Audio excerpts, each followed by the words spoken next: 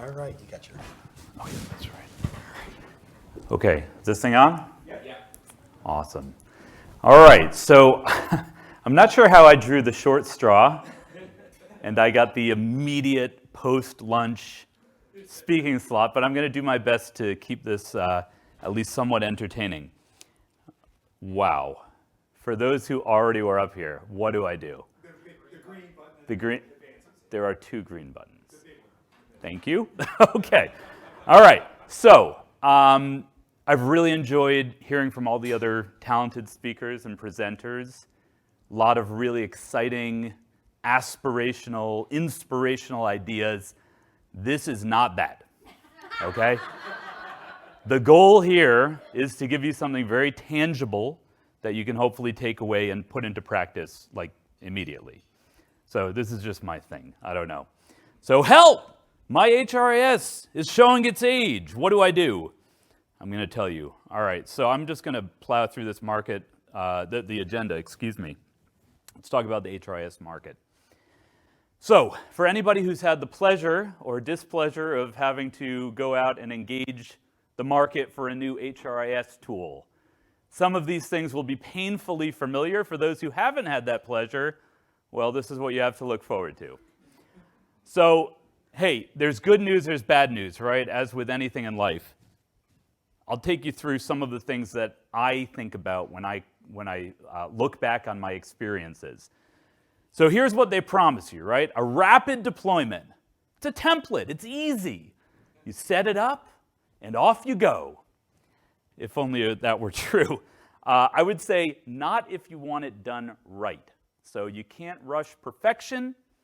You should not rush through this. It's one of the most consequential decisions that you're going to make as an HR professional. You're kind of betting the farm. You get one shot. They don't give you millions of dollars to do it again for a long time. So make sure you're doing it right. Second of all, modern architecture. That is somewhat true. Okay, there are more modern types of architectural elements, but one of the things that you learn when you're looking for an enterprise system for a large organization, and I should have said up front, I've typically worked with or for very large global organizations in the past. So that's my background that I'm bringing to this. Most of the enterprise vendors, in fact, I'd say all of the enterprise vendors have partly grown through acquisition. And so what you find is that, yes, some of there's some nice window dressing, but behind the scenes, there are problems, okay? There are challenges. I shouldn't say problems. There are challenges that you need to be aware of, okay, in trying to connect the dots behind the scenes. Flexible configuration. Again, within a certain set of rules. So yes, you can do a lot of things, but I say it's kind of like a suit that doesn't quite fit right. You know what I mean? It's not built for you. And that's important, especially if you come from a world where you've had customized, on-prem type of systems. Continuous innovation. It's one here over and over again in the sales cycle. It's all the marketing materials. You'll benefit from all of these great innovations that we're putting in. But as we discussed the other night, turns out that no matter how big your company is, you're one of many, many customers on these cloud platforms. And so it turns out you don't have a whole lot of influence. Basically what you're told is, cool, we hear you that you want that. Put in a brainstorm, put in an idea, upvote it, right? And maybe we'll get to it. So that's a frustration you'll learn to love. You can leave any time. Hey, it's SaaS, right? You're just renting. You're not buying, you're just renting. Yeah, it's like renting a mobile home or something. It's like you can't just, you got to park it somewhere. You got to hook up all the utilities. It's very hard to get off of these things. So it's like a not so secret. And then finally, everything will work like the demo. I'm sure you've heard this one, but yeah, not in this lifetime. And the point there is really not just to expose the dishonesty, the intellectual dishonesty. No, I mean, look, they're trying to put their best foot forward. They're trying to show you in an abstract world what this could look like, but the real world is a lot messier, right?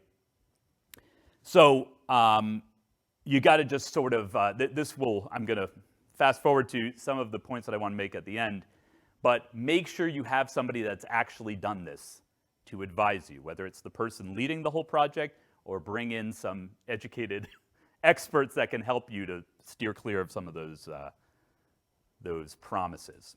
Okay, so next question.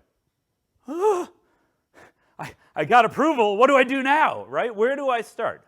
So I always think begin with the end in mind. You want to establish a couple of things up front. Number one, key outcomes. What are you hoping to get out of it? What are you trying to solve for? And you see pain points up there as well. Number two, indicators of success. Originally it said success factors, and I was like, well, I can't say that. You know, if you don't get that joke, you might be in the wrong room. The intranet room is down there. Okay, map those workflows. Get excited. If you like Visio, you're gonna love this project. You need to understand how everything happens in excruciating detail, okay? It'll help you later on. You've heard that old adage, measure twice, cut once. This is like measure 100 times and maybe just don't cut, okay? That's how I would adapt that saying. Align data definitions. I was just talking about this during the break. When people talk in HR or finance, they may be using the same words. They do not mean the same things. Do not ever, ever assume that people mean the same things. You have to be explicit. You have to get everything in writing. You know, think like a lawyer. You know, I want evidence. I want to know specifically what you mean. And finally, standardize, standardize, standardize. I cannot emphasize this enough. I can. Standardize, okay? If you're going to move to the cloud, and frankly, who isn't moving to the cloud? Because that's kind of all they sell now. The whole model is founded on the assumption that there's a certain amount of consistency across your organization. All right. What should you expect from this? If I haven't scared you enough. All right, so I kind of broke this out into conceptual phases. I'm sure every vendor will tell you something different, but I start with discovery and preparation, okay? This is the measure a bunch of times idea. First of all, make sure you have dedicated resources. This is not a part-time job. This is not a bubble assignment. This is not an extracurricular.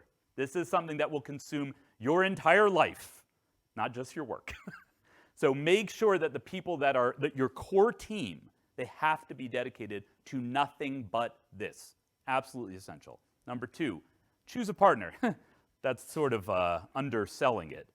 Make sure you choose wisely. And if at all possible, you want to give the person that's going to be leading this, ideally with experience, give them say in the partner that you choose. It's very easy to be seduced and say, oh, they sound great. It's going to go so great. But if you have the right person asking the right questions, you can weed out some of that. It is still the luck of the draw. Anticipate conflicts. So I'm not talking about, like people getting into fist fights, although that has happened. That has happened. What I mean is those data definitions, what I was talking about, when you're trying to standardize, when you're trying to get everybody on the same page, inevitably conflicts will arise. People aren't going to agree. You have to anticipate that, and you need to be prepared for it, which leads me to a leadership mandate to change. Without this, you're going to get stuck. And I've lived this, and I've struggled through it. You need to have somebody to break the ties, right? Well, I say this, you say this, we can't agree. You got to appeal to a higher authority. So, you need to, if you don't have leadership support for getting everybody on the same page, you really might as well quit now. And I would just end the presentation right there. Because it just won't go well. It will end up, you'll go way over budget, way over schedule. It'll cost you twice the price, and you'll end up with an inferior product. So please, please, please, if there's one thing you take away from this, make sure everybody's agreed. You got to get consistent. Okay. And then you just want to get as much information as you can. Don't leave no rock unturned, right? And finally, surface all those conflicting requirements and resolve them at this point. Okay, that's absolutely essential. Change planning. You'll notice we haven't even touched a system yet, right? Like nothing has happened. This is all preparation. The more you prepare up front, the more successful you'll be in the actual project. So change planning is about all of the traditional things, segmenting your audience, figuring out what matters to them, how, in what ways and how much this will impact them. You know, this only uses this persona, let's say, only logs in once twice a year. And so, you know, the impact is minimal. But let's think about those key points in time, open enrollment or, you know, goal setting or performance management. And let's make sure that we communicate right. Focus on the WIFM, the what's in it for me, and then setting the right expectations with leadership. So this is where it starts to get into some of the inside baseball stuff. Because of the nature of the sales cycle, your leaders, the executives in your company that are greenlighting this purchase, will have expectations that everything is going to be perfect the first time out, it'll be done in a couple of months, and there will never be any problems. So you need to educate your stakeholders and set realistic expectations. Take into consideration some of the cascading effects, right? It's not just about what you're doing, it's all of those second-order connections, the other things that are impacted by this. And then this is also really important, training and upskilling. Typically, you're making a change in technology. Almost always, you're going to need to make changes in personnel as well. You should absolutely, I'm a big fan of, you know, investing in your workforce and upskilling and everything like that. And you can take your team and make them halfway decent at this, but you need experts, especially out of the gate, or else you'll fall into every pothole on the road. You'll wind up in a really bad spot. Okay, rapid prototyping. It's got to be rapid. I'm down to 17 minutes. Ask lots of questions, okay? There's no such thing as a dumb question, and even if there is such a thing as a dumb question, ask it anyway, okay? You gotta find out as much as you can, because this is basically your shot to get it right. Do not wait, I'm emphasizing this again, don't wait to align your, if you are in the initial requirements gathering sessions, and you're like, so we want it this way, and then the other person to your left says, no, we want it that way. You lost. That's it. You're done. I'm telling you, pack it in. So you have to do that a long, long time before you ever get started. You want to map your old configurations onto the new system, figure out what even transfers, what you need to take forward, what's going to match. And then you want to figure out how much of that retrofitting effort is going to be required for the remaining stuff. Then it's all about testing. Iteration, iteration, iteration. You're going to have multiple opportunities, but not as many as you think, okay, to get this right. So you want to work with your partner, you want to work with your internal partners, and figure out how can we take what's delivered, make it as close as possible to what we need, and then take all of the other stuff and fit it into your limited range of custom fields that you're allowed to use. Okay, just test. Please test, test, test, test. You got to test everything, all right? And then make sure to involve all of your stakeholders. That's a really, really important takeaway also. With an HRIS system, it touches everything, right? So it affects everybody. If you wait until the last minute, you know, the 11th hour to, oh, maybe we should tell finance about this. Maybe we should get these people's, you know, impressions. Did anybody bother trying this on the shop floor? How are they going to log in? You know, oh my God. You want to get this done up front, and you want to involve them as much as possible in the testing. And then finally, cutover, change management. So this is like a very highly coordinated and choreographed exercise. It's like a dance, really. Only if the dancers haven't slept in 3 months. So just a lot of caffeine, right? You got to power through it. It will end eventually. And then finally, you know, you want to use all of the tools at your disposal to get the word out. You can't over-communicate this stuff. I mean, this I won't spend a lot of time on, other than to say focus on simple messages. You know, this is a really, really complex undertaking. It affects so many workflows, so many teams, so many parts of the business. You got to break those messages down into digestible pieces. I'm a fan of drip campaigns. Hit them once this week, hit them again the next week. Say, hey, this happened. It's great. And now I'll tell you something else about it, right? And make sure that information is organized and accessible. All right, let's talk about data security because I would be remiss if I did not. So I have a weird position on this. I'm the guy that's like, hey, can I take you out to lunch? Internal audit? People are always like dodging these guys. I like them. I find that they can be a really valuable partner to help identify and surface issues. You know, we're all human. We all have blinders and, you know, blind spots, whatever you call it. They can help you to think through it from a different lens. I think that internal audit, cybersecurity, their perspectives are really important to get. And I would encourage you to be proactive in reaching out. If you show them that you care and you treat them like a partner, they will repay the favor. I could talk about this stuff for a long time, but I won't. The principle of least privilege access, minimum required information, just think security, right? Security first. The expression we use is security before convenience, security over convenience. That's kind of the right way to do it. You want to think about the worst possible thing that could happen and then like double it, right? This guy knows what I'm talking about. FBI in the house. Okay, delete data exhaust. This is, I don't know where I heard that term, but I kind of liked it. Anytime you have these processes, there's data that sort of somehow seeps out and it's like out there, pay attention to it. Shut it down, right? Figure out where it's living, where it's moving, and cut it off, okay? That's easier said than done, but it's still worth doing. You want to make sure you vet all of your partners. This is basic stuff, but good data hygiene, right? Get their SOC 2 Type 2, get your cloud security questionnaire, whatever you want to call it, right? Make sure you've got a thorough review of everybody's credentials, and then choose the right tools for moving data in an encrypted fashion. Right now, we use something called KiteWorks, so you can attach like encrypted messages to email. It's kind of cool. You know, secure file transfer protocol, APIs, whatever. There are available technologies out there, but make sure you're using them. You'd be surprised if you don't actually pay attention to this. Bad stuff can happen. All right, so I mentioned that my perspective comes from a very global kind of audience.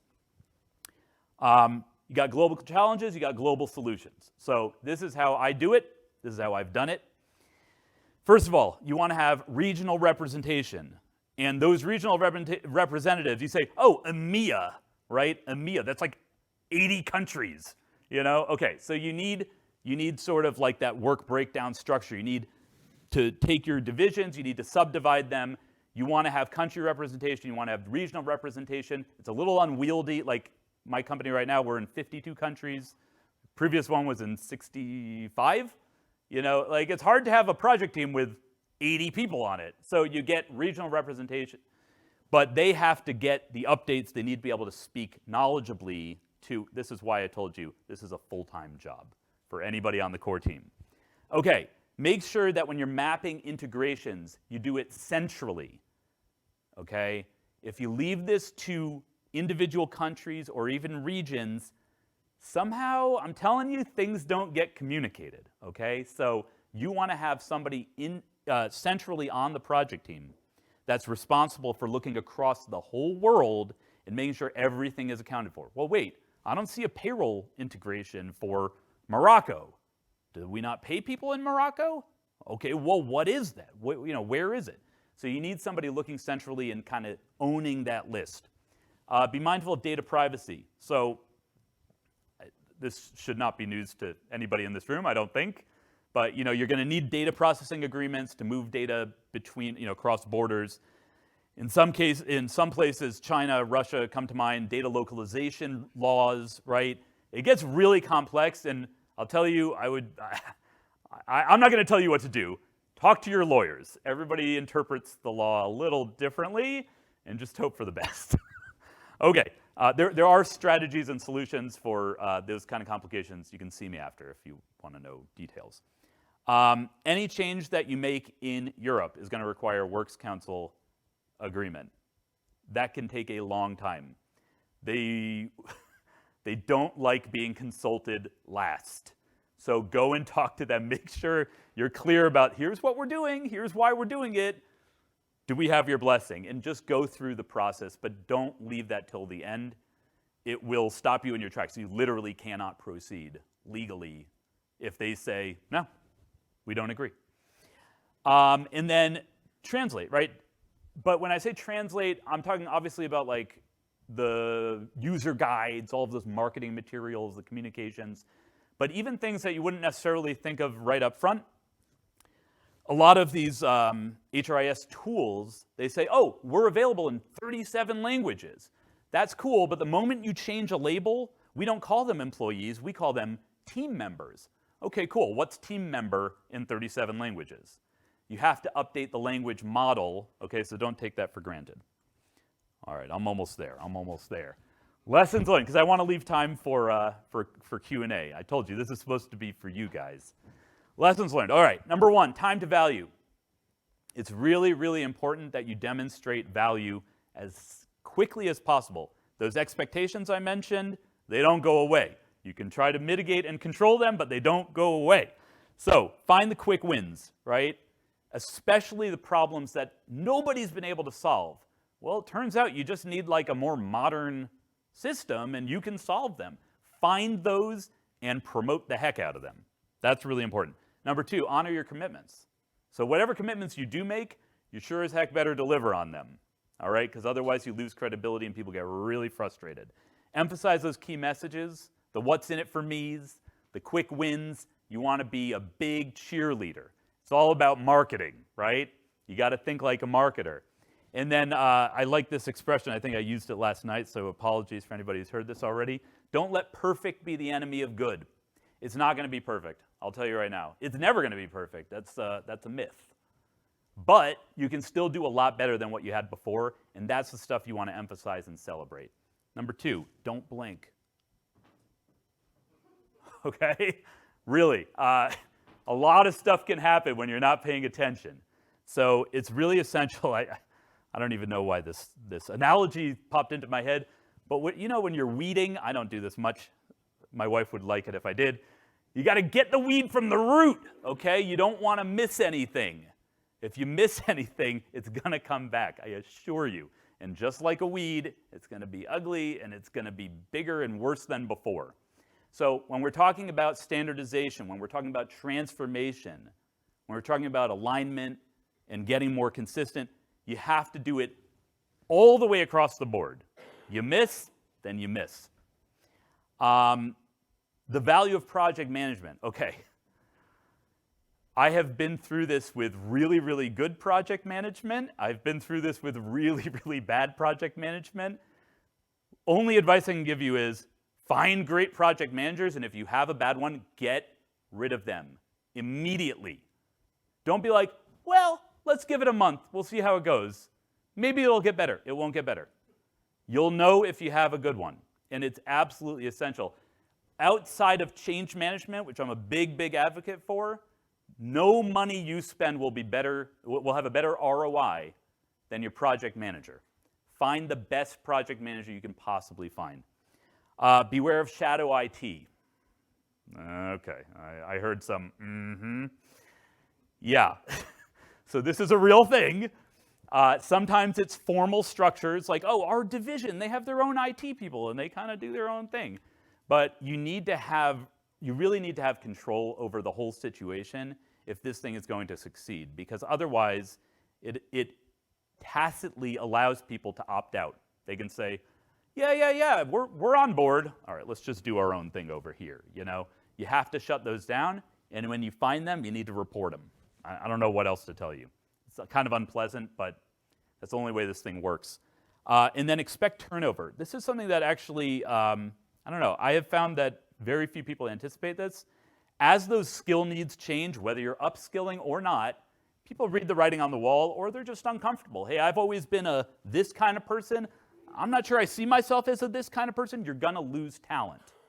And not only that, but the people that are working on this that actually are successful, guess what happens to them? They get promoted. That's right. Very good. And so you're going to lose your talent. You need to be prepared for that. You need to have backups, okay? Cross-training, redundancy, all that good stuff. And finally, it's a team sport. I mentioned this before.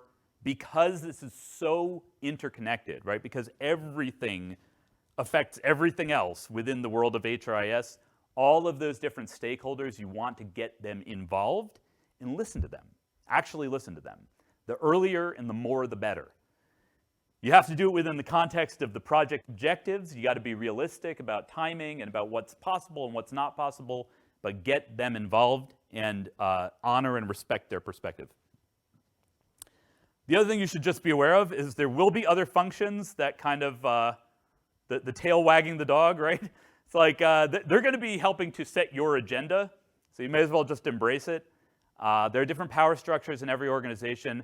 There are always certain stakeholders that have a natural interest in this, whether it's finance or legal or operations or whomever.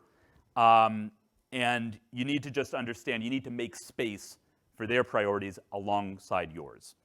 And then finally, my feeling is you take personal accountability when something goes wrong, and it will, and you share the celebration, right? I always say, when we succeed together, there's plenty of credit to go around, right? And that's all I got. 3 minutes, 23 seconds. Hit me. Ask me anything.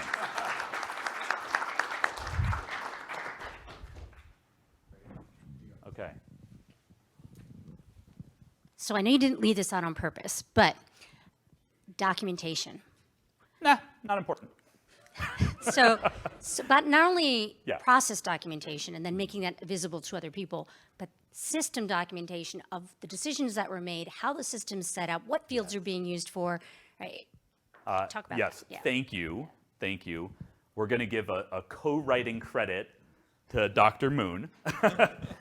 Yes, documentation is absolutely essential, and you're exactly right. It's not just what was done, but why did that decision get made? I can't tell you how many situations I've walked into where I go, who decided this? I don't know.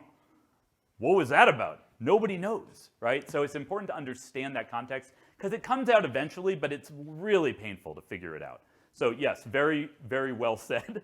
That is an important ingredient as well in succeeding as in an implementation or an upgrade. So yes, that's my bad. In the back. So speaking from current experience, so we're starting a project of going away from, and I'll say the system, namely over to UKG Ready. Mm-hmm. Now, here's the thing that you said, abandon the project. So we've identified always the devil's advocate person approach to the way they work, and so they never see any other approach. We have identified that person.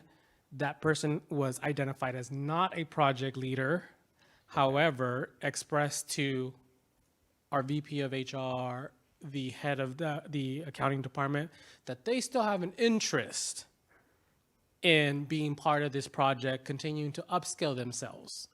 But what we've seen is we've gone through a couple of meetings, and it's always that wrench person, right? That's gonna throw the wrench. Yeah. I don't think we can do this. This is not enough time. Can we extend the other? So like the answer is, of course, no. Let's be positive. How do I still embrace this person where they've talked to the right people to stay in the project, but maximize their skill? Ooh, that's a tough one. I have 42 seconds. Here's what I would say to you. You're in a tough spot because it sounds like they have the ability to opine, but with absolutely no ramifications. Not my problem, right? So I would tell you got to kind of like maneuver a little bit politically, and I don't like doing it, but I do it when I have to. You need to figure out a way to get them some skin in the game, okay? And or just flip it around. And they say, well, you can't do it that way. Say, awesome, how should we do it, right? So make it more productive, make it constructive, and ask them for solutions rather than problems. It's the best I can tell you in 40 seconds. Anyone else? My time is up. One more. Okay. You stressed the importance of a project manager. Can you tell us what makes the best project manager in your mind? Yes, I thought you were going to say You stressed documentation, because we all heard that, right? Yeah. Okay, what makes for an uncanny ability to see around corners, an unbelievable, like savant level organizational mind, right, where they just know how to organize data and work across different work streams. Very, very strong follow-through skills, communication, and ideally, although not necessarily required, but ideally somebody who's done it a bunch of times before. Successfully. Get references. Yes. Do we have time for one more? Yes, a quick one. Okay. And if you find an incredible one, that documentation becomes part of their process. Oh, yeah. And they will capture it the entire time. There you go. That's right. The comment was, if you find an incredible project manager, they're going to take care of that documentation issue, which was what I had in mind all along. I knew it was in there. Perfect. It was in there. Anyone else? Okay. All right, Thank give me you. a round of applause.